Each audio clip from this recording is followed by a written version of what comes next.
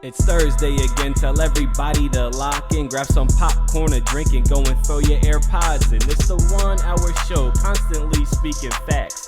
Bulletproof stats are always shooting from Matt. And when it comes to Kyle, you getting numbers and style. Jake is gonna educate you, he has that knowledge on file. Players, step your game up, don't be sluggish or lazy. Or Jimmy J might hit you with a shaky baby. Catch him on YouTube or any podcast platform. Breaking all the news down like Shaq does the backboards. No hot takes, this is where the hottest debate's at. Now kick your feet up, cause it's time for straight facts.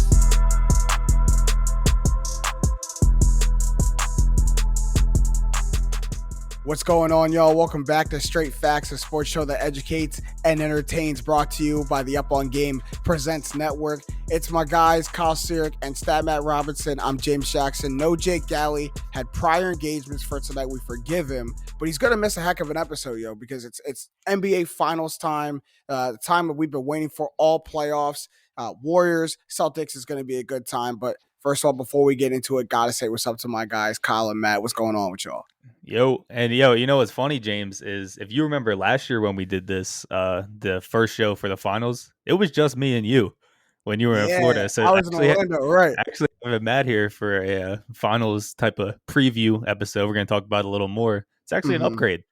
Yeah, I'm really excited. I recovered from yesterday at work. I had a woman scream at me because she couldn't remember her own password to her email.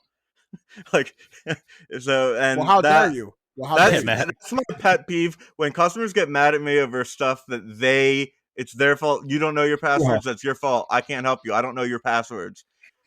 And so today, I'm really excited for the NBA Finals, even though the Celtics are in it. I really am not letting myself think that the Celtics can win.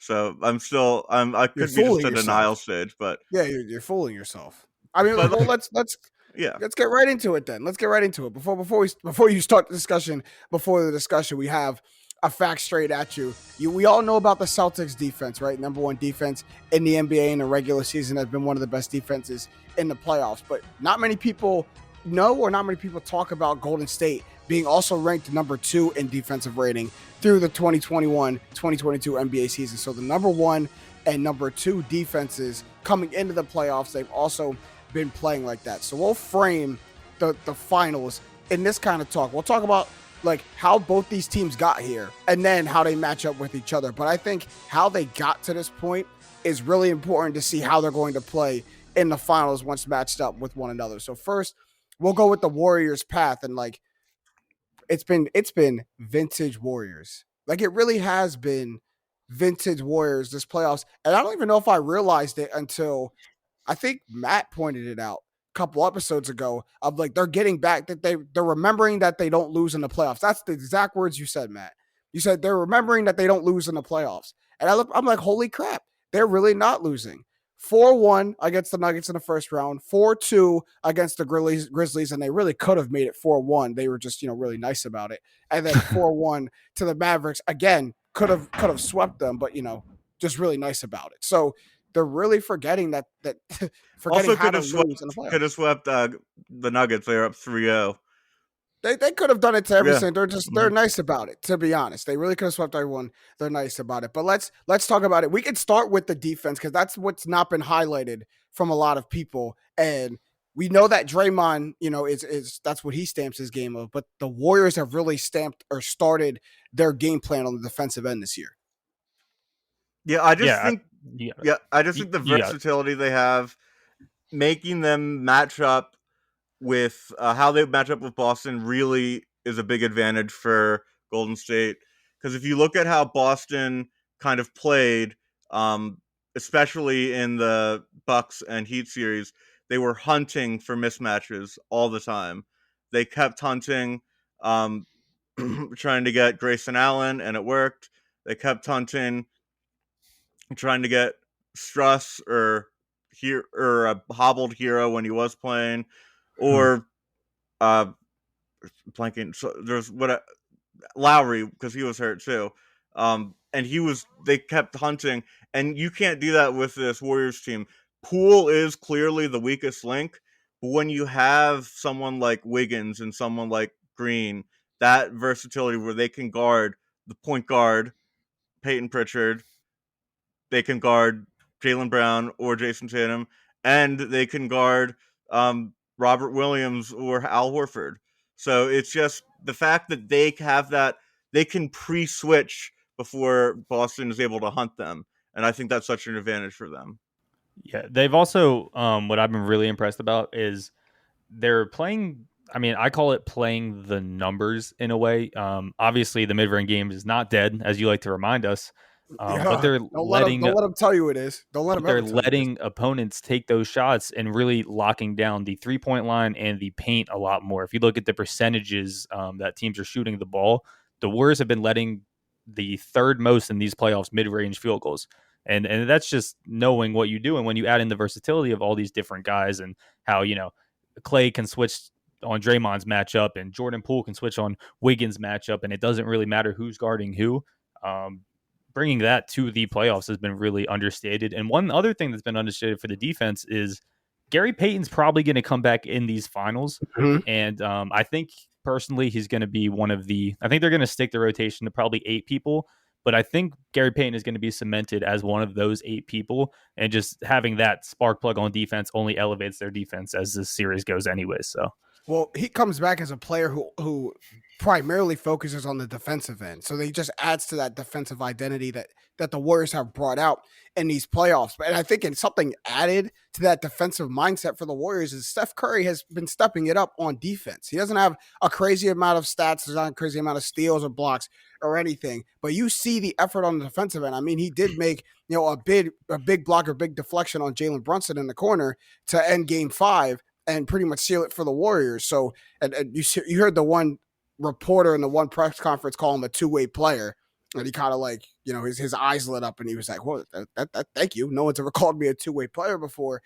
But people are noticing him stepping up on the defensive end.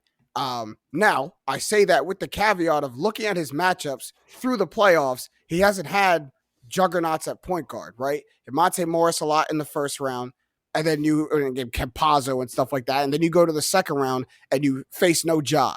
So you face DeAnthony Melton and Desmond Bane, and you're able to switch off a lot. There's no electrifying point guard you have to deal with. And then you go and play Jalen Brunson, who just got done dealing with Chris Paul for 7 games. He's tired, and he's still a young pup, and you're in the conference finals. You're Steph Curry. You know how to do this. So Marcus Smart is a whole different matchup for him. So that's going to test the Warriors' limits a little bit on defense, at least Steph Curry's limits on defense, because I don't think you can hide as much.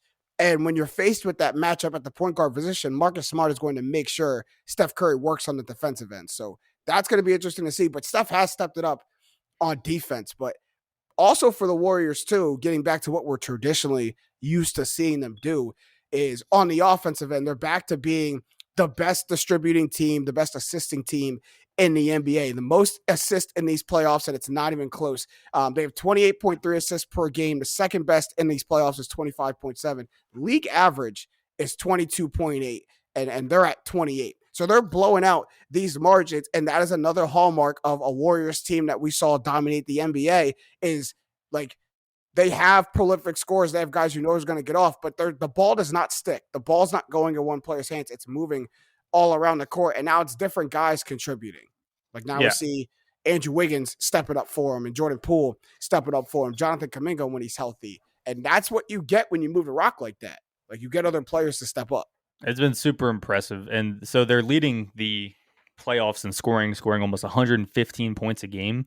And if you look at this Warriors team in the regular season, their pace is like middle of the pack in the league, and they've had the 5th highest pace in these playoffs. But it's so impressive to have the most points per game when your pace isn't necessarily the highest, and it's because of how sound they have been on offense. Another underrated guy I want to point out who only takes 4 shots a game in these playoffs is Kevon Looney. Talk about a guy that knows his role on the team. He has been so solid for them offensively and defensively. Only 4 shots a game, but shooting it at almost 70%. And just having a guy like that you don't need to do anything, but he's going to do way more than you need him to anyways. And it's just so solid there to round out your starting rotation. I mean, these guys are clicking on a just different level right now. And unless there is some sort of scoring drought from the greatest shooter of all time and, Klay Thompson and Jordan Poole and our 19 points per game wizard Andrew Wiggins. I mean, unless there's some sort of drought here, I expect that to continue too, even against the Celtics defense. Yeah, and I'm actually really glad you said that. Hold on, I'm actually really glad you said that about Kevon Looney. One, he did have his game. He had his one game in the Dallas series, got his shine. But something I heard Sue Bird actually say on JJ Redick's podcast on Old Man in the Three, and she said it's so hard for a role player like to be a role player and play that role so well, because you're coming into the NBA and you're used to being the guy everywhere and doing so much, and it's so hard to ask guys to minimize themselves into perfecting a couple of things on the court. And she's like, what you get is what you get in that role. Like Steph Curry, no matter how many shots he misses, he's going to get extra shots. Kevon Looney, those 4 shots he gets a game, those are the shots he's going to get. If he happens to come upon 7, 8, 9 shot attempts a game, we'll go for him. But those 4 to 5 shot attempts, that's what you're going to get. So do the most with those, shoot about a 70% clip, and make sure you're impacting the game elsewhere, which he always does. And those are the players you win a championship with. Like those are the invaluable players, and the Warriors find them everywhere. Kevon Looney's been, kind of a veteran statesman with the Warriors at this point, but there's a reason he sticks around. There's a reason he gets minutes. That's the thing. Yeah, that's the thing too. He's been to 2 finals with them already. And you look at the foundational pieces of this team that's been the finals, and it's only 4 guys. It's Clay, it's Steph, it's Draymond, and it's Kevon Looney. And I guess you can throw Iguodala in there, even though he's not playing much on this run. Maybe we'll see more of him in the finals, but that's it. So I mean, that experience, I think, tapping into has just been great for him. And I agree with you. Being a role player where you don't know what you're going to be asked to do every night because you're just kind of out there, a lot of guys fall back in that role, and Kevon Looney is elevated in that role, it seems like, in this playoffs. That's a great point. Honestly, that's a Steve Kerr. Like, that's where we got to give him his props. His entire tenure with the Warriors has been filled with role players being huge players for them, whether it be Leandro Barbosa, whether it be Sean Livingston, whether it be Andrew Bogut, whether it be Festus Ezeli. There's just so many people who had their moments of shine. And honestly, from an offensive standpoint, Draymond, he's in that mold. Because he only gets, like, unless he's really hot, he only shoots 6 to 8 shots a game, too. So it's just such great coaching and and being so much about the team winning and not everything else. And not all like I didn't get my shots. Like a Lou Williams wouldn't work on Golden State. Now he's coming in and pulling. And if he misses, he pulling again. But that's what you want from Sweet Lou. So you're exactly right. But listen to those names you talked about for Steve Kerr and the other guys. Leandro Barbosa had an impressive tenure as a youngin, and then kind of fell back in his career a little bit, revitalized it with the Warriors. Andrew Bogut, number 1 pick, right? Revitalized career with the Warriors. Sean Livingston, horrific leg injury, revitalized career, really with the Nets, but a really revitalized career with the Warriors. And then now, Andrew Wiggins, another number 1 overall pick, a guy who people wanted to label bust. People wanted to say he was not going to live up to it. All-star starter, albeit however you want to debate it, you could debate it. But all-star starter this year, but what you cannot debate is now his impact on what is a championship run, a title run. Yeah. And so I'm not sure if there's a pattern there. I'm not sure if anyone's ever even realized that pattern. But Steve Kerr's ability, like Bill Belichick-esque, to find guys who have stepped back in their career, quote unquote, lost it to some people, and say, you come work in this system. If we minimize your role and you perfect the things you do well, you're going to work in this system. And he's done it with, there's probably more people I'm still leaving on the table. Yeah, I'd want to throw in, even I know he started there, and this was the foundation for someone that's made a great NBA career, was Harrison Barnes was a valuable key starter in some of those finals. And you see how good he's been on the Mavericks and the Kings. I mean, albeit not winning teams, but he's been a valuable piece on those teams too. And his foundation came from this Warrior squad. And you can't tell me that Andrew Wiggins isn't just playing the Harrison Barnes role better, which is just another reason why I think the Warriors are so solid at this point.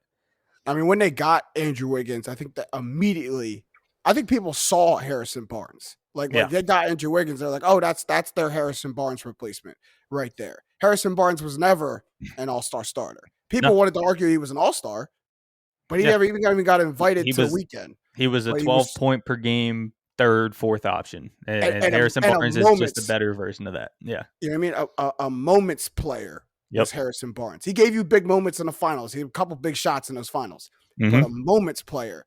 Andrew More Wiggins than 2015 than 2016. 2016 is kind of the reason they lost. But Andrew Wiggins isn't a moments player. He was a key. Without him, they don't win a ring. So it just shows. And he was the 8th pick in the draft. He was their lottery pick. And he was going to be like the face of the franchise-ish because Curry wasn't healthy at that point. Draymond was a second rounder. Clay wasn't really Clay. And he relegated himself to the 4th player and got himself a ring, a starter on the best regular season team ever, and a giant contract in return. So worked out for everyone. Thank you. Yeah, thank you, Steve Kerr. Harrison Barnes forever saying thank you to Steve Kerr and the Warriors. All right, there is actually another team in these finals. So enough with the Warriors' admiration because they do actually have to play another team on the other side of the ball and a team who's more than earned it. You talk about the Boston Celtics. What do you mean? I'm going to be a hater. Finish your point. Finish your point. You're just going to hate on the Celtics. I don't even want to. Good, because my point's going to shut down whatever you might have coming because you look at their road, one of the most impressive sweeps to me in NBA history, or one of the most disappointing sweeps in NBA history, depending where you're looking at it. 4-0 to the Nets. Then they go back-to-back 7-game series, beating the defending champs, the Bucks 4-3, and then now the Miami Heat beating them in 7 games 4-3, and it lands them toe-to-toe with the Golden State Warriors in the finals.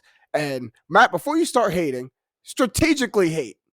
Like don't just come in and blanket and it just kind of rain on the Celtics parade right now. Things fell their way. I'm not going to besmirch anything they did to the Nets. I got to.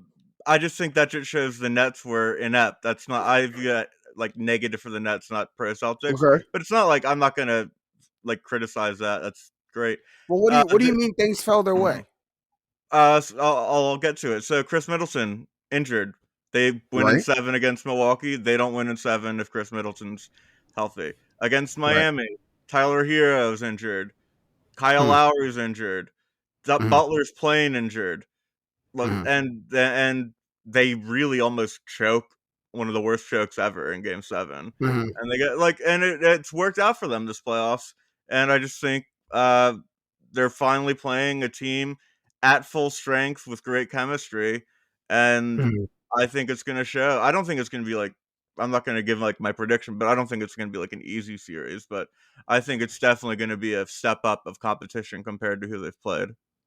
And to our listeners, we will get to the Celtics stats. We will get to why they got here, but I have to address what Matt just put on the table right now. Because if we're going to talk about injuries, let's talk about both sides of the coin now. Because the Celtics were healthy. Jason Tatum, scary injury. Marcus Smart, missed time. Robert Williams in and out of the lineup. Al Horford, missed time the whole time. And then if you're looking at the Warriors, things didn't fall the Warriors' way. They get to play a Nuggets team in the first round who got one player. And the rest of their supporting pieces are hurt. Then you go to the second round, and who did they not have to see? Ja Morant.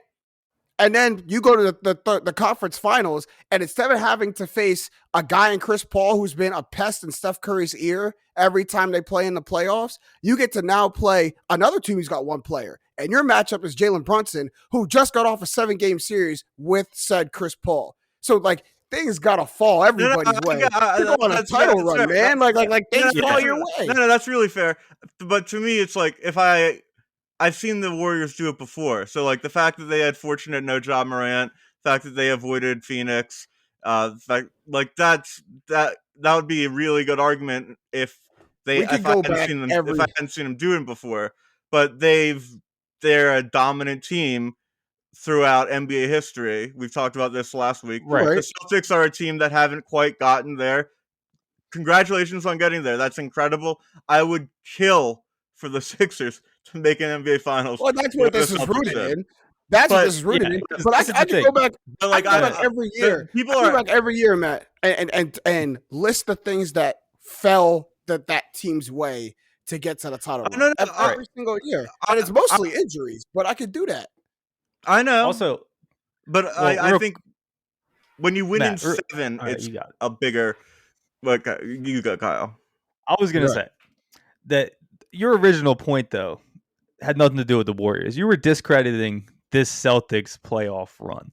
And by my count, they went through the 3 other top favorites in the Eastern Conference to do it while they were injured, as James was saying. So I don't think you can discredit this. And the other side of the coin is just in comparison that, the Warriors had an easy ride here. We're not saying that the Warriors didn't catch a break and that reflects badly on them. We know that they could do it. And you're right. Like, we've seen them do it before. They're expected to be here. But the Celtics went through every single tough opponent. They could have drew anyone else in the East, but instead they had to face the 3 other top favorites, and they did what they needed to do. So, I mean, you can't control who's hurt on the other team. They did what they needed to do, and they did have injuries themselves. I agree with James on this. Well, let's talk about what they did, because Matt's obviously wrong. We don't have to spend too much time on that. But let's talk about what they did, because first thing you talk about, Kyle, that getting through that path is just being a well-coached team. They haven't lost back-to-back games in these entire playoffs. They've sustained some, we'll say, weather some storms. They've had leads in pretty much all of these series, pretty much except the Nets series, that they've went up big in these games and either lost it completely or hung on by a thread. And it almost, Matt, like you said, cost them the Miami series when they did it in Game 7. So, like, this is still a team who knows how to go through the gauntlet, and give Ime Udoka his credit at being a first-year head coach, getting him through this run. But I think that says a lot for the culture he's been able to establish, that in his first tenure, he's getting the most out of his players like this. No, Ime Udoka, I'm not going to besmirch him at all. The Celtics in general, if I have a chance to hate on them a bit, I'm going to do it. That's just okay. But what did you get about? Let's talk about actually how do you guys think they're going to match up with Golden State? Like, how do you think they're going to? How do you think that's going to play out? I think for Golden State, I think this is a matchup that they haven't seen all playoffs, because the Celtics are one of the most, if not the most physical team in these playoffs. And I think the other team that you could label most physical was the Heat, and they took them out. So this is the most physical team that Golden State could match up with. And I think a lot of teams use different methods to try to fight the 3-point barrage or the offensive barrage that the Warriors, can hit you with. But I don't think many have been able to hit it with the physicality that Boston can hit it with. Like, I think Boston can really make life tough for Steph Curry and company. I think he can get some people in foul trouble. Like, I think they can really do things that other defenses weren't able to do against Golden State. And that's what I see.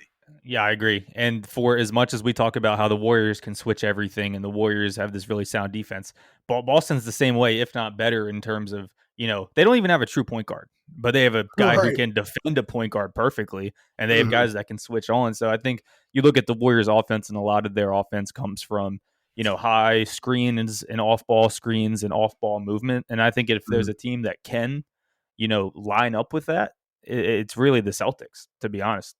I think the matchup is pretty solid both ways.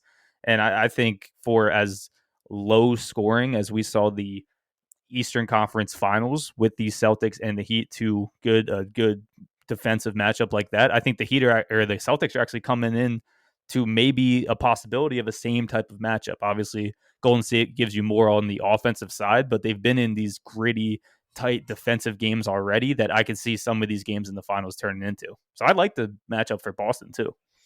I think it's going to come down to, I think the games are going to be low scoring and close. I like everyone basically. And I think Golden State's going to make sure if they're going to leave a guy open, it's going to be Grant Williams. And Grant Williams has been he shot 34% from 3 for the regular season, but he's been 25% from the playoffs. And at the end of that Heat series, he was afraid to shoot. Like, he was hesitating. He was not in the right mind. If he doesn't get his confidence that in practice, and you tell him, when you're open and we give the ball to you behind the 3-point line, shoot it. If he doesn't get in the shooting rhythm, then I think they're really going to struggle, because I don't think Golden State's role players have that worry at all. I think they're locked and ready to go. And and I'm not fully there with Boston's role players. Yeah, it's tough because when you saw Grant Williams take that step back, I think you saw Kyle's guy, Derek White, take that step up. And so if I'm looking for production, I guess, yeah, I would like to see all players produce in their role. But I think you're going to get a certain level of offensive output when you're talking about the Boston Celtics. So if one guy's production goes down and I see another guy's production go up, that just tells me how good of a team the Celtics are. One guy is able to see where his team is being deficient and step up. Like Derek White had an amazing game 6 and game 7. And they probably don't win those games, especially game 6. They probably don't get back in that series, without Derek White. So like I think it's invaluable to have somebody like that. And like you wanted to point out the guy who's doing the most in his role for the Warriors, Kyle. I think this is the guy that's doing the most in his role for the Celtics. And he's been doing it, like you said, since the trade deadline. So yeah, like it's really good for them, man. I can see it. A ton of dudes at Suppo. I also want to throw Horford into that conversation too. A guy doing the most for his role. I mean, just amazing. Well, going back to the matchups, though, there's one more thing just keying in on, because obviously both teams are great defensively and very consistent offensively. I see one spot to where the Warriors could have some trouble on the defensive side, and it's if Jaylen Brown does what he did in the last series. If he's able to be this very efficient scorer, 24 a game, he shot 48% from the field, over 42% from three, a very efficient second option, they're going to have problems with the offensive output that him and Jason Tatum can supply together. Because you can throw Draymond on Tatum, I agree. But I'm worried that if Jaylen Brown comes in with another good series, that the Warriors are going to have defensive problems there, 100% in my mind. Mm-hmm. And I think it needs to happen. Like that's Jaylen Brown has now set that standard, especially because we're not getting 30 to 35 a game Jason Tatum. We're actually getting about 25 to 26. They're actually like right neck and neck with scoring. At least they were last series. Jason Tatum wasn't above and beyond Jaylen Brown. So I think it's more important for Jaylen Brown to keep that standard than it is for Jason Tatum to go back up to the 30 to 35. Like they got to keep that pace and keep the defensive identity. Like it's one of two ways. If these games go high scoring, Boston can't outpace Golden State. But if these games stay low scoring and stay physical, I think Boston can outmuscle Golden State. I agree. Because what's lost in like when you win, so no one talks about it. And I promise I'm not trying to hate. I'm actually making a point. No, it's a good point. It's a good point. I know what you're about to say. It's like the Heat's offensive rating in the series would have been the worst offensive rating in the NBA this year. So when you hold a team to that, your defense is that good. And so it's the worst offense in the NBA you're playing against, essentially, is what you've relegated them to. And you still barely win the series. That means that your offense, it's not like it's bad, but it's not clicking. And like we talked about at the beginning, Golden State's defense was number 2 in defensive rating in the NBA. And I think just because Boston's defense will cause Golden State problems, I think it's going to be the same the other way. Jason Tatum has turned the ball over more than any other player this postseason, and that's 18 times more than anyone else. And with Draymond on him, that's going to be tough for them to kind of you can't win when you turn the ball over that much against a team like Golden State, who will kill you in transition. Kill you. And one of the best teams in converting points off of turnovers. You just can't give them extra possessions, and that's a worrisome spot. If you're the Celtics for sure, and another kind of worrisome spot for them, it kind of goes alongside with what you were saying with barely able to eke out these games is like when the offense started sputtering for the Celtics in the Heat series, they threw they threw a lot of their attention to their defensive identity. Now we have to get physical. Now we have to beat them up. Now Bam can't see any looks. Now Jimmy can't see any looks. Marcus Smart came back, made it his personal vendetta to shut Jimmy Butler down in the series, kind of did it for a little bit, and then Jimmy got off again. But it was back to defense. And against Golden State, like, yes, defense can be your identity, but you have to like address your offense not clicking. Like, I think if your offense isn't clicking, I don't think you can go strictly defensive minded, because I think that's a trap. Like if you try to limit Golden State like that and you don't get your offense back going, you're very susceptible just to get run out the gym. So Boston's got to put their focus back to getting their offense back to what it can be, because they were the best defensive team in the NBA in the regular season, but they were never a bad offensive team. Like, it's not like their defense carried them through the playoffs. I mean, Jason Tatum was still top 5, top 10 in the league in scoring. So, you still have to get back to that. I think a lot of it falls, now that I'm talking, a lot of it probably falls on Jason Tatum, right? Yeah. If Boston wins, he's going to be Finals MVP. Yeah. He has to be consistent every game. Of course, it's a 7-game series, and we know the NBA, in contrast to the NFL, to where you can't have a bad game in the playoffs. You can get away with one in the NBA. So Jason Tatum can maybe afford to have one bad game and chalk up the L there, but he's going to have to be very consistent and like very elevated, like maybe a 40-point game or two mixed into here for like Boston to really elevate. I like Matt's point, what he said about the not clicking. Like, clearly they weren't clicking enough. They still won the Heat series, did what they needed to do, but Matt is right there. That if you hold a team to the worst offensive rating in the league over the span of that series, if they're not clicking like this, that is probably the most worrisome thing for Boston offensively right now. Because you're not going to hold the Warriors to that. You can play great defensively. You can hold the Warriors to 100 points in a game, but you still need to win that game.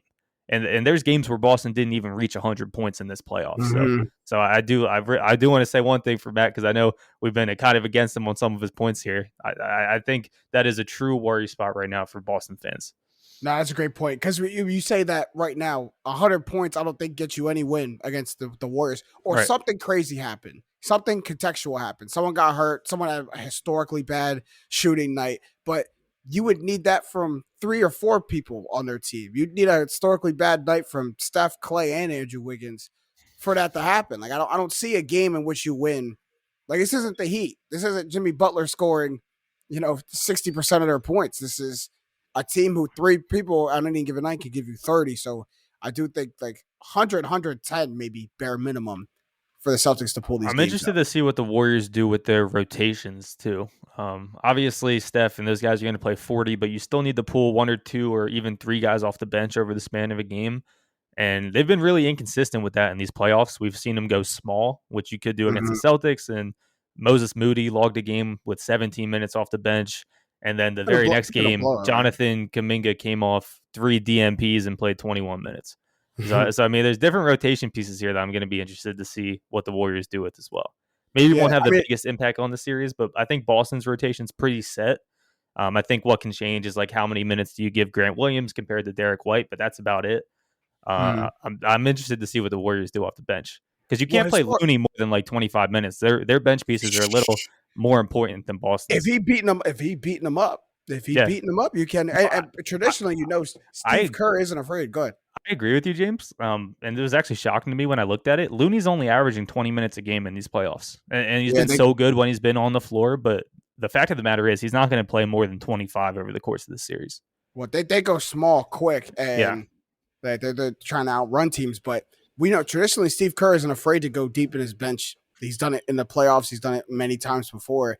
So we might see it again. But the rotation part is a good topic, because Matt, you talked about the kind of the role players. We're talking about a lot of the role players for both teams. And that's interesting because both teams present a good package of bench players / role pieces. And if you had to choose of maybe not which team's role players you'd rather have, which team's role players you think are going to produce better as a whole, we talk about the Celtics role players of Derek White, Grant Williams, Rob Williams, players like that. And then you go to the Warriors side of, Jordan Poole, Jonathan Kuminga, Kevon Looney, Juan Toscano-Anderson. Like, which team's role players do you think are going to have a bigger impact in this series? It's going to have to be Boston's, just because they rely more on their bench. Yeah. I just think I'm going with history, and I'm going with Golden State. They always seem to come up. I mean, in big moments. I mean, they seem to know. I think within their system, they're elevated more. Like, I think Boston's system is made more for Jason Tatum and Jaylen Brown to carry a lot more of the scoring load. But you benefit a lot when guys like Derek White and Grant Williams step up. I think the Warrior system is made for like a role player or two to go off that game. Like, yes, it's baked in that Steph and Clay are going to have their game, but I think within their system is like, it might be Jonathan Kuminga's night, or it might be Jordan Poole's night, or it might be Kevon Looney's night. Like Andrew Wiggins, is going to be stamped in 19, but I think within that system, it's like baked in. That's still the funniest thing, stamping in Andrew Wiggins for 19. 19. I wasn't counting Jordan Poole as a role player, actually. Yeah, I guess he does come off the bench. The way I see it is Boston relies on their role players more. I think Grant Williams and Derek White play a bigger role on the team and on the team's success than the Warriors do, or the Warriors role players do. But actually, like, I guess you kind of have to count Jordan Poole as a role player, because when you get to your fifth guy, in my mind, you go like Steph, Draymond, Clay, and Wiggins. Then if you get to your fifth guy, like maybe Jordan Poole is technically a role player. So it's in that crazy. sense, maybe. Because you give Andrew Wiggins so many props. He was an all-star starter. But when you talk about the hierarchy on the Warriors and their big-time players, I think Andrew Wiggins falls in this no man's land, because I wouldn't consider him like, he was an all-star starter, but in the grand scheme of things, I don't consider him like a big-time, like one of the big-time impact players on the Warriors. That's Steph and Clay to me. But he's not a role player. He's definitely bigger on their team than that. So he falls into that, like he's a third star, but Draymond is that third star. So it's like, where does Andrew Wiggins really fall in that? So I think, to me, I almost sometimes in those kind of contexts forget Andrew Wiggins' place on the Warriors. But I think Grant Williams is going to be a huge piece for the Celtics in this series, because there's always an innate sense to try to keep up with the Warriors in the three ball. And if the Celtics are going to do that, it's going to be Grant Williams. It's going to be Grant Williams and Jason Tatum. That's it. I still can't believe he shot 20 in a playoff game. Letting that thing fly. All right, it's prediction time. Time to officially put our stamp on who we think is going to win the finals and in how many games. Let's Can I say something quickly? Bro, of course. Golden State is a minus 159 favorite. That is the smallest favorite they have been in the entire Steve Kerr era. Every single series they've played, they were favored. I like it. And this is the smallest number that they've been favored by. Even the Toronto series. I was going to say, everyone thought Durant was coming back and going to be healthy, and then Clay got. I want to throw something into these predictions here. Pick your team, pick your games like usual. But I also want you to acknowledge an X factor on the other side that could make your prediction wrong. I want you to pick one from the other team that could throw a wrench. That could throw a wrench into your prediction. Yep. Okay.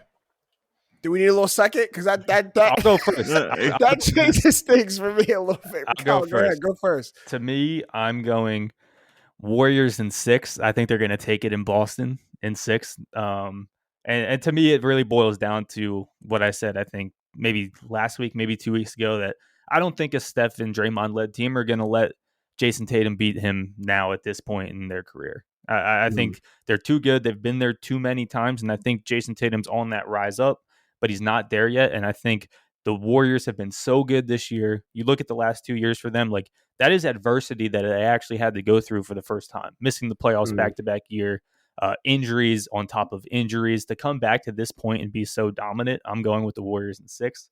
But the X factor on the other side is Jaylen Brown.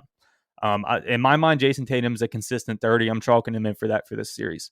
I think their team is very good. But if Jaylen Brown elevates his game even more than he did in that Heat series, and maybe he can still average 24, but be even more efficient on it, give us big plays on the defensive side of the ball, because he's a very capable defender too, a very good athlete. I think Jaylen Brown has a shot to be an X factor for the Celtics to give them that second bump behind Tatum and derail my Warriors in 6. Wow. I like that. All right, I'll go next. I'm a big believer in the Celtics. Been through the whole season. Had a very bold take that the winner of the Eastern Conference was going to beat the Warriors in the finals. So I'm sticking to that, but I'm confident in the Celtics. But they're gonna have to do it in 7. Like they've been tough on the road. They've won games on the road in each series in the playoffs this year. The Warriors are 9-0 at home this postseason. Yeah, I'm about to say, but they haven't. But they haven't. The Heat. Wait. So were the Heat. The Heat were like 7-0. Yeah, that's true. But you saw what Miami Stadium looked like in games 1 and 2. Oh, that's to your point, James. That's to your that's what I'm Celtics saying. point. I got you. I know, but people are just showing up in the second quarter. They ain't playing the Bay in the playoffs yet. That's a whole different beast. So it's gonna have to go 7. They have to step up huge on the road. But I think the player or players who could really derail this are Draymond and or Kevon Looney. Because I think if they turn up the physicality, get certain people in foul trouble, and control the boards, Boston, I think, stands little chance if that happens. Boston's got to do all those little things like control the boards, not turn the ball over, not get in foul trouble. And if the Warriors can do that, and I think it'd be Draymond and Kevon Looney on the inside to really get that thing started. If the Warriors can do that, it's as Steph Curry would say, it's night-night. It's really night-night, and it's early. I like that a lot. That's a good point. I think I got Warriors in 6, just like Kyle. I'm not stealing it, I promise. Boston's lost a lot of games at home. Fun fact, it will only be the second time in NBA history the Celtics have lost an NBA Finals. Sorry, a team other than the Boston Celtics have won the title in Boston. The other one was the 1985 Lakers. Wow. Everyone else, when they beat the Celtics in the finals, finished at home. I think this is going to sound boring, but I really think Tatum. I think Tatum, if he is the superstar that people sometimes prop him up to be, he will, like, you withstand great defense and you score anyway. You saw Kawhi do that. You saw LeBron do that. I'm not saying like he's LeBron, but like that's what you have to do. And I really think Tatum's going to have a very inefficient series, and I think they're going to lose in 6. And if I'm wrong, it's because Tatum plays really well and despite really good defense produces. I mean, the form coming into this series isn't tremendous for Jason Tatum. Did what we had to do, but it wasn't efficient.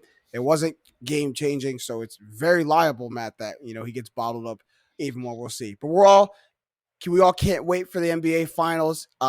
Tips off on Thursday. So our episode will come out the morning of game 1. So get all the preview, get all the coverage before the coverage, and get all the facts on the NBA finals, because it should be a good one between Boston and Golden State. But all right, for the second segment, we'll move on as we've been doing this reoccurring segment for many, many weeks now of getting into our way too early division breakdowns of the NFL, because pretty much one team from every division is shaking up the landscape.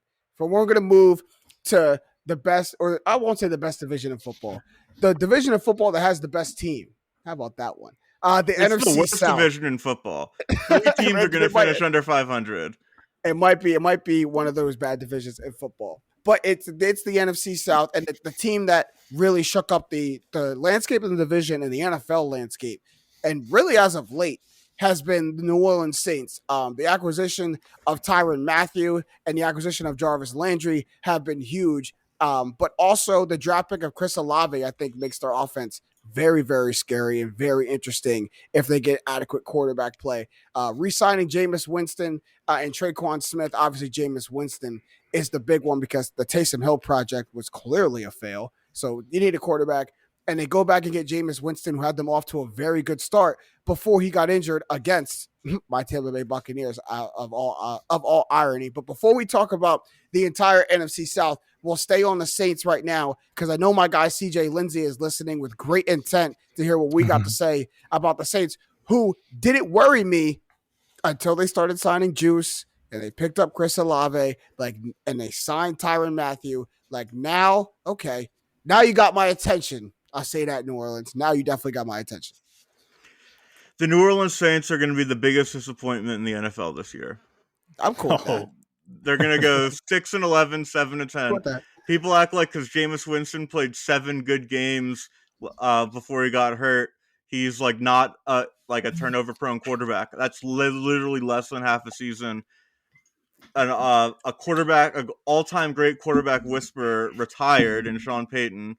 You have Dennis Allen coming in to be their head coach, who was a disaster when he was in Oakland, and he was a good defensive coordinator for New Orleans. But I have no faith that the offensive infrastructure will support Winston when he's so maddeningly just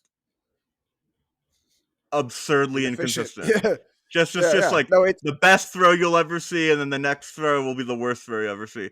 And I just think that it's going to be a dysfunctional year, and without a great head coach, it's going to be tough to stem that. And I think they're really going to falter.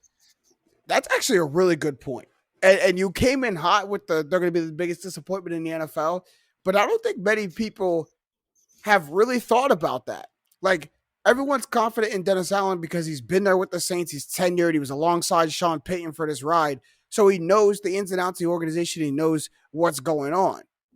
But when you have a new offense like this and a quarterback who's going to have to put it together, because not only do you get the addition of Chris Olave, but your second best offensive weapon, Mike Thomas, never played with Jameis Winston. Was hurt, but he looked like to me he was pouting on the sideline. So he didn't play with Jameis Winston. And your best offensive weapon, Alvin Kamara, spent a lot of time off the field last year injured for the first time in his career. Didn't play with Jameis Winston a lot. So you're bringing back this offense together and a quarterback who's been known to struggle. He didn't struggle that much last year, but has been known to struggle. And you're right, Matt. You don't have one of the best offensive minds in the NFL. In fact, you have a defensive-minded coach at the helm now, which to their point, to their defense, works with the best part of their team is their defense. The only reason they kept afloat last season. But it's not a guy whose focus is going to be making sure this offense is clicking on all cylinders. It's going to be making sure the defense is. Yeah, I agree. But I think the question mark definitely comes in the head coach. You guys are spot on there. And the changes of not having Sean Payton. But I think it's a question mark. It is not necessarily a reason to derail them. Because I do think that this team, got better. Like last year, Taysom Hill was playing quarterback. Mike Thomas didn't play a game, and now they bring in Chris Olave. And there's been one rookie receiver that has been great in the past 3 years. Has been one. My money's on Garrett Wilson personally, but second choice would have to be Chris Olave, to be honest, to do it this year. And I'm personally a Jameis believer. I'm looking forward to Jameis being back. I know he's not going to be the best quarterback in the league, but he can float around average, and that's all this team's going to need. I mean, their defense, like we've been saying, was so good. They only gave up 32 touchdowns all of last year. That's under 2 a game. And I know it's just under, but that is wildly impressive. I mean, so I think you bring in a defensive-minded coach, and yeah, you're changing up a system. Any team is going to have to adapt to that. But the Boston Celtics just did it, and they're in the NBA Finals. And I'm not going to say that the Saints are going to make some sort of Super Bowl, but I think that the Saints are going to be still very solid. I'm not sure they're going to take the division personally, even though they do give the Buccaneers a lot of issues in recent time. But I think the Saints team got better, and I think they're going to maybe sneak into a wild card spot and maybe even just cruise into a wild card spot, because I really do think this team is like much better than last year and almost did that last year. Right. And let me double down on being a Jameis believer. Now that he's not on my team, I root for Jameis. But yeah, I mean, watching 30 and 30, like Matt, when you said one throw is the best throw you've ever seen, next throw is the worst thing you've ever seen, like that couldn't be more accurate. It literally could not be more accurate on a play-to-play basis. I don't even need to get this worked up because he's not my quarterback anymore, but it really does get me worked up. Like, that's legit what I would watch on a down-to-down basis. It is awesome. We're good. It is awesome. It's unbelievably entertaining. That 35,000 season was so fun to watch as a neutral. Jameis Winston trifecta, dude. It is so fun to watch. You throw a touchdown to your team, you throw a touchdown to the other team, and you fumble the ball. It's so entertaining. There's this one, I'm going to go off on a little tangent a little bit, but there's this one series of plays against the Falcons the end of the season. Remember the game Julio Jones had like 250 yards, 2 touchdowns against us? I think it was that game where Jameis is in the red zone and we have 4 downs in the red zone to score. It's 4 down territory. And we throw the ball 4 times. And the first throw is in the back of the end zone to Cam Brate. And like Jameis Winston, he's like scrambling and he kind of points to his left to Cam Brate, to motion Cam Brate, and then throws it the other direction. Like, he tells Cam to go to the left and then throws it to the right and bangs off the back. And then the next play is like a beautiful read, a beautiful ball that just gets deflected, doesn't get caught. And then the next thing, you see where this pattern is going. And like it really made me want to rip my hair out. It was absolutely crazy. But I do say all of this to say that Jameis wasn't this Jameis those 7 games last year. He wasn't turning the ball over. Not nearly at the rate that he was turning the ball over in Tampa. And if you think about it, if you cut that interception rate just in half, just take one of every 2 away, and that goes from a 30-35,000 season to a 30-15-5,000 season, and who knows where the Buccaneers are then, and then it becomes a really impressive season. So you take the turnovers away from Jameis Winston in a small sample size that he did last year, take those turnovers away with a revamped offense, like it could be very scary and very electrifying. Like, as a Buccaneers fan, it gives me cause to pause because we can't beat them. And Taysom Hill and Trevor Siemian were their quarterbacks, and we couldn't beat them in a regular season. Yeah. So now you give them actual offensive weapons, and the regular season may be the regular season, but then now you have to see them in the playoffs again. Like that's a different type of team that we had to deal with last season. It's a 10-win team in my mind. This is a 10-win team in my mind. Matt, how many wins did you give them? 6 or 7. I think that's a little tough. That's tough. I think that's a little tough. I forgot that they always get you against Tampa, so I might have to revise it. Yeah, it's ridiculous. And here's the thing: it's not just a win. Like they don't just beat us. Like we have the worst showing of any team in the season on prime time against them every single time. Yeah, it's tough. What was that game? Really 6-0 this year? Oh, that was a tough one. Everything about it. It was 9-0. Yeah, 9-0. Yeah, it's everything about it. I don't know what was worse, 9-0 or the year prior, the absolute beatdown we took on Monday night. Like the fifth, I don't know which one was worse, to be honest. They both were terrible to watch. But let's put the Saints in the full scope of the NFC South and we'll ask how much they're going to shake up the division. And it may not be an answer because they'll be top second. Of the division. They'll win 7 games. They'll go 7-10 and be second. Which not too far off what they did last year. But top of the division, the Buccaneers last year, 13-4, lost in the second round to the Super Bowl champions. They got good additions: Shaq Mason, Russell Gage, and then how about yesterday? The signing of Akeem Hicks is huge. Like, we lost Ndamukong Suh, and now Akeem Hicks and Vita Vea in the middle could be just as good as what Ndamukong Suh and Vita Vea was in the middle. Tom Brady, unretired, franchise tag my guy Chris Godwin again. So sorry, CG, but it's business. Yeah. So sorry. New coach. Sorry. New coach. New coach and Todd Bowles. I had a defensive-minded coach, defensive coordinator elevated to head coach. Bruce I don't know if Brady can really perform with a defensive-minded coach. Yeah, whatever. I don't see much changing. That's why sometimes I forget about it because I don't see much changing. Like, yeah, they're gonna. Byron Leftwich is still the offensive coordinator. Todd Bowles is still gonna call the defensive plays. Like, he's just head coach now. Yeah, I don't think anything changes in terms of head coaching and what this team looks like. I think they're on a revenge tour now. I think Brady unretiring, unfinished business, even though I never believed he was actually retired. This team's going to come back hungry this year.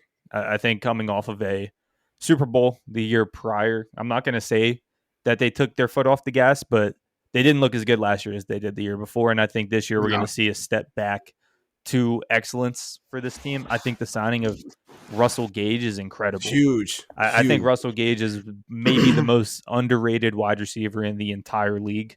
Go back and watch some of the highlights, some of the catches he made. The talent is incredible. And now he's been in the league and has been a productive receiver and is still getting better. I think Russell Gage is an incredible signing, especially with Godwin probably going to be taking a backseat role, at least to start the season because of the injury. Right, coming off the injury. Yeah, yep. so but even say Godwin gets fully healthy, oh my goodness, Mike Evans, Chris Godwin, and Russell Gage is very scary with Tom Brady at the helm. And Tom's still trying to work his magic with Gronk, come bring him out of retirement. Who knows what happens? But you remember how great that offense when it got clicking with Mike Evans, Chris Godwin, and Antonio Brown and Gronk. I think Russell Gage fills that slot Antonio Brown third wide receiver role perfectly. Like, might be better. Might be better. AB at his best. He'll be more consistent. AB wasn't consistent. We'll see.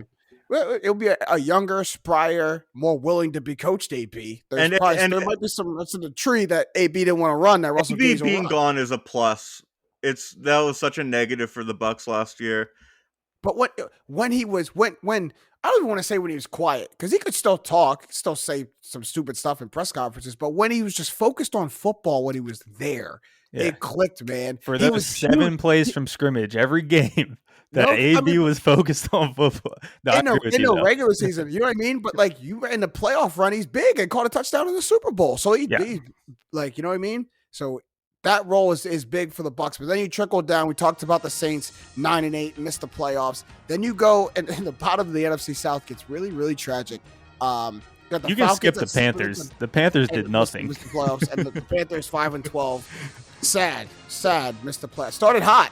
So remember they were part of our impressive 3-0 teams last year, and then just an absolute collapse. But the Falcons are a little bit interesting. You get Marcus Mariota, you draft Drake London, who everyone's really high of. You acquire Casey Hayward, also draft Desmond Ridder. You re-sign Cordero Patterson, who one of the most invaluable pieces in the NFL to me, and then Young Wei Koo, who a very solid kicker, in the NFL. So a great kicker in the NFL. So the Falcons are interesting because they could overachieve a little bit. Because who knows if Marcus Mariota has a little revival, if Desmond Ridder is a little bit successful. Or they can be right back where they are in 5, 6, 7 win team, and I don't think anyone will be surprised either way. Yeah, we'll see. They're doing a rebuild. They got rid of the greatest player in the history of the franchise, and Matt Ryan, and they got picks for him, and it's whether they use those picks well and whether their picks pan out in the next 2 drafts to see if they can rebuild. Because Mariota is clearly just a placeholder quarterback. Everyone knows that. And I think the record probably stays roughly the same. 6-11, 5-12, something like that. Because they're a team that finally bit the bullet and said, okay, we got to rebuild. Let's do it. So they're doing the right thing. Yeah, they're just going to not be good next year. Right. So we're saying the balance of power in the NFC South in the grand scheme of things doesn't change. Bucs, Saints, Falcons, Panthers. I think the Falcons division, and the Panthers can be a little closer than we think. I don't think the Falcons the Panthers could jump over. For the division, I think we saw the 2 at the top get slightly closer. I still give the edge to the Buccaneers. I still think they're going to win the division, but I think the Saints got better, and then I think the Panthers are going to be just as bad, and the Falcons are going to be slightly worse. So I think in terms of going down the list 1, 2, 3, 4, it's the same. But I think in the scheme of the NFC now, you have the Saints becoming a more legit contender, and the Falcons are just going to be like what we've seen out of the Washington football team in the last 5 years, to where they're going to knock off a team in the regular season. Washington Commanders. They've been 3 different teams in the last 5 years, so I'm just going to stick to Washington. Literally been 3 different teams in the last 5 years. That is insane. But I think that's where the Falcons go to. Like, they're a team that they can knock a team off in the regular season, but we're no longer worried about them in the scheme of the NFC East or the NFC. Here's the thing: like the Saints, they got better. I have to give them props. They're rebuilding or retooling a really good football team. Answer me this though: is this team better than the Drew Brees team that we beat in the second round in the divisional round? No, but it's back to a team that can get to the second round. But is it cool? But are they better than that team? Because if they're not better than that team, they ultimately don't scare me, because my team is pretty much the same. Yeah. I have the same leaders. They should scare you because they could ruin your 1 seed, because they'll beat you twice in the regular season. That's we won a Super Bowl. We won a Super Bowl. We weren't the 1 seed. We won a Super Bowl. Go on the road. Yeah, I know. Well, you went on the road when there were no fans on the road. And the last, here we go. I think the Saints team travel. What a game in Green Bay. I think the Saints team can be just as good as that team, personally. Now that Saints team was an unbelievable team, but their quarterback's arm just broke down, so that's why they played poorly. But that's not the offense is going to run completely differently. Than I think it's Jameis is down the field. Drew Brees isn't down that team was a Super Bowl contender. This team isn't close to one. Their best case scenario is they might win a playoff game, but they have no shot of doing anything like any deep run. It's going to be interesting to see because you guys are, I don't want to say directly opposite, but because Matt, you're not saying they're the worst team in the league. Kyle, you're not saying they're the best team in the league. But overall, Matt is more right than I am on paper, and I'll admit that. But the knock there is that it's just because of the quarterback position. You need a quarterback in this league to win. I think around him, this is a very good team. So if Jameis steps up, I think they could be just as good as that Drew Brees team was, but not a contender. It's one of those teams to me that if Jameis doesn't lose them the game, multiple games this season, that could be a good team. They're a playoff team. How about the Indianapolis Colts, man? Like, you put a good team around them, and all Carson got to do is beat the Jags. All you got to do is not lose the season, and we're in the playoffs. It's a very similar situation. And how about the Minnesota Vikings in an NFC Championship 4 years ago with a just quarterback that needs to be competent? I mean, there's examples of this. We've seen a lot of teams drag mediocre quarterbacks, far and beyond to what they should. The Saints could be the latest. But that wraps up our NFC South talk. We'll get to the rest of the divisions as we keep moving on. And just that much closer to the NFL season. We're inside of 100 days, right? It's like 90 at this point, 96, 97 or something like that. This year is moving quick, dude. I literally took a stop today at work. Like, whoa, it's June 1st. June. Year's half done. The year is about to be half done. Crazy. A little nasty, but that's all time we have for this episode of Straight Facts. It was a great one as always.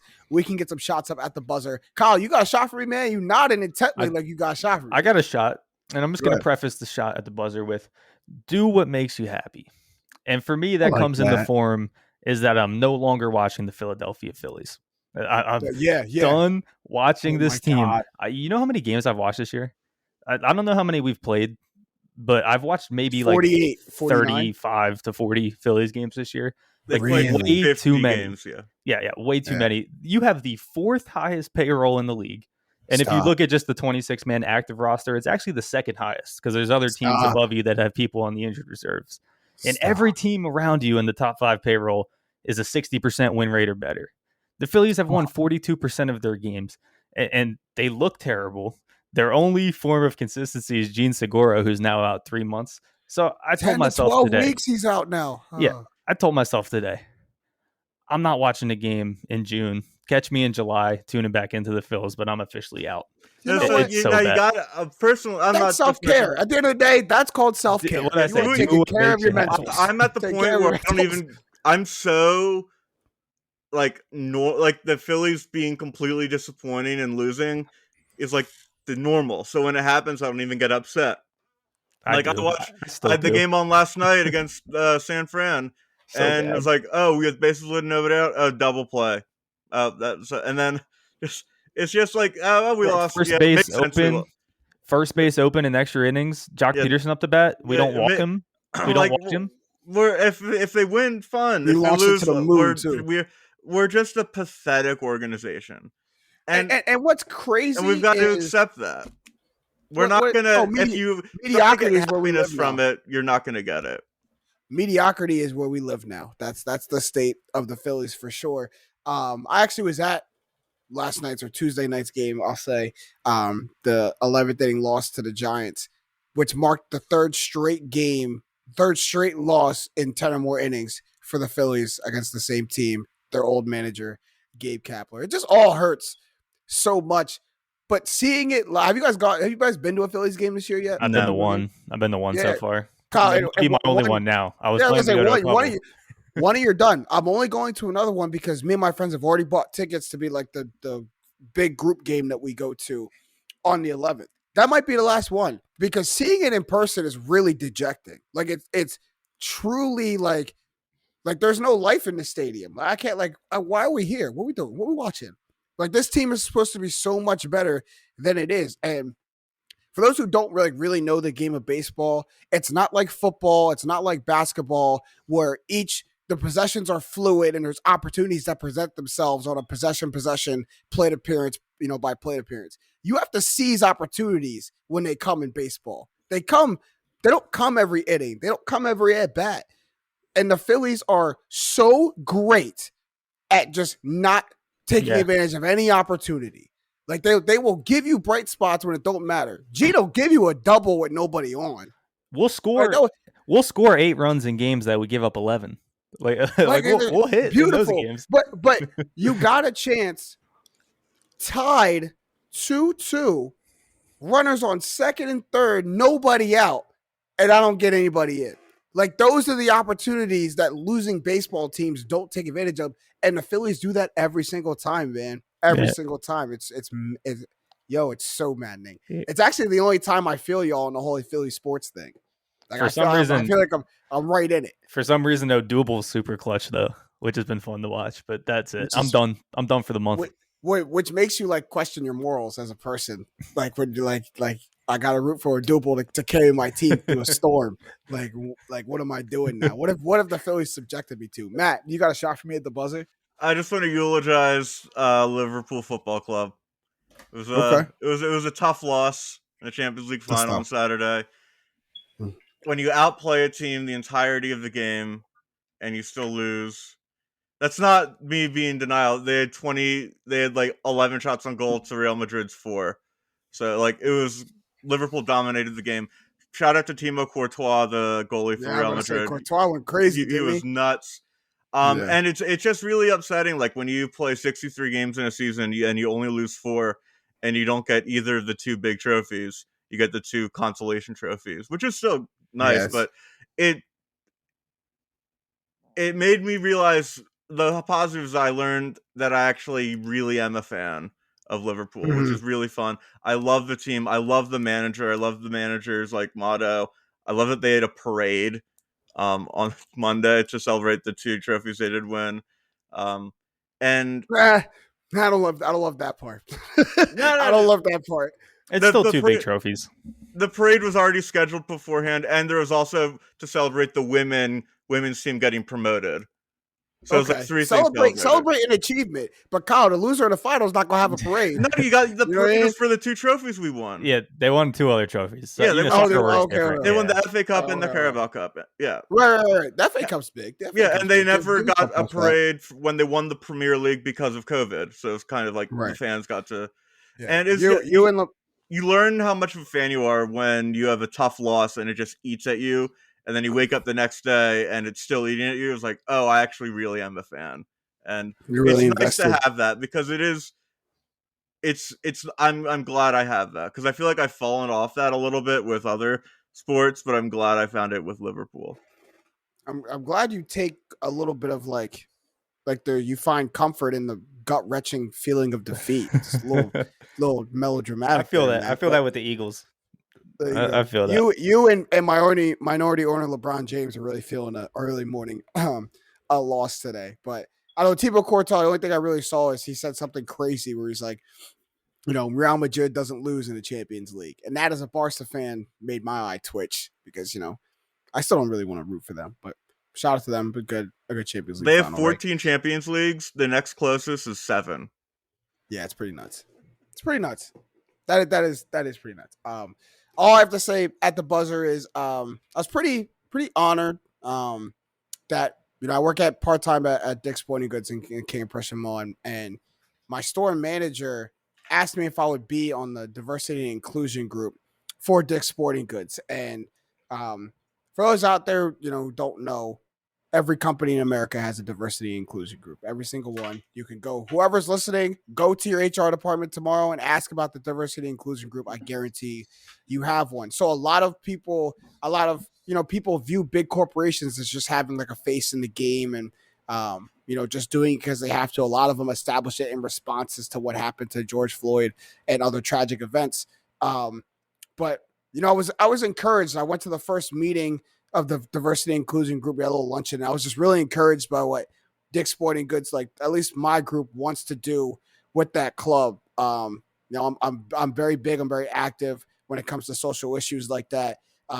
So just something, I wanted to share that something happened in my life this week that was pretty cool. Nothing earth-shattering, nothing groundbreaking, but I guess people can notice the passion I have for these kind of things and make it real tangible.